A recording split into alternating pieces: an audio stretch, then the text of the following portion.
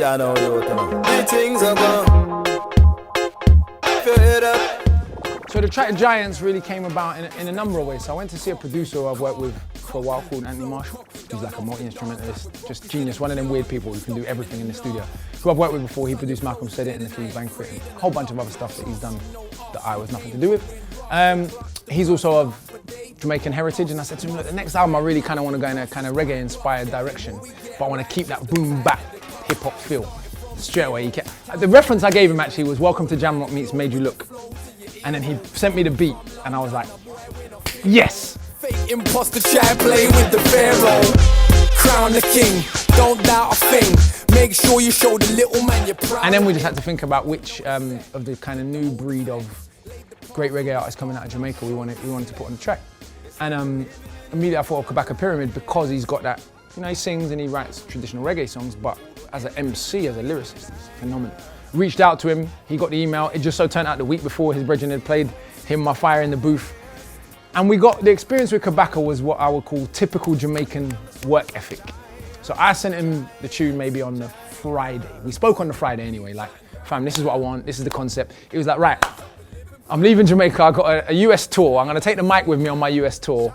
I'll record it, you know, backstage or something, and I'll send you a verse. Monday morning comes, verse in my inbox. And the verse, as you heard, was amazing. So that's how the track Giants came around. Me and Marshall wrote together the hook, and he'd already made the beat and the song structure in the studio. And then Kabaka came and laced us with something wonderful. The king of king and grow your nut. Take off the chally wall and meds and look within yourself. Go study the truth and the facts. Tell every youth on the block the revolution will not be televised. Them a use Google for map. Your every move and then watch your waist book is a trap. For me, the most important lyric in the song Giants is still the hook. We're standing on the shoulders of giants, because it's a recognition, even though it's a cliche, recognition that without what goes before, we couldn't exist. What is it William Faulkner said? The past is not dead, it's not even past. Anything to try and deny to get to you, them not get higher, no. Marshall as a producer is one of the most fun people to be in the studio with. We catch bare jokes. The problem is we spend like 5 hours talking before we record anything and just catching bare jokes. And that's what we always do. So it ends up being like 2 in the morning before anything gets recorded. And that's what's happened with Giants. We started recording it at like 2 in the morning and we left with an arrangement at like 6 a.m. You forgot we are standing on top of those shoulders, not in our language to flop. We're so focused, lock every one of us up, but can't hold us. We already was. So the video is based around Carnival, which obviously, as a reggae-inspired song, made perfect sense.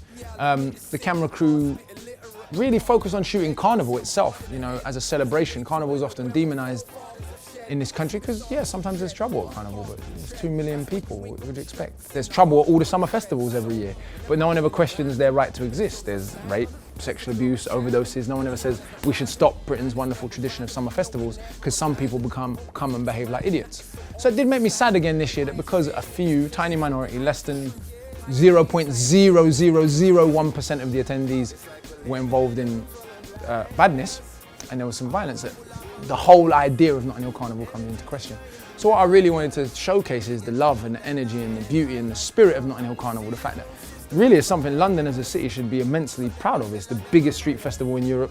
It's a celebration of multicultural, anti-racist activism, of community cohesion in what, when it was invented, was one of the poorest neighbourhoods in London. And so really the video is just about showcasing Carnival as a cultural showpiece and the fun that people have and the vibes and the family sense and the food and all of those things that go with Notting Hill Carnival. Plus a little bit of a performance from me, Kabaka and Marshall. Lift your head up.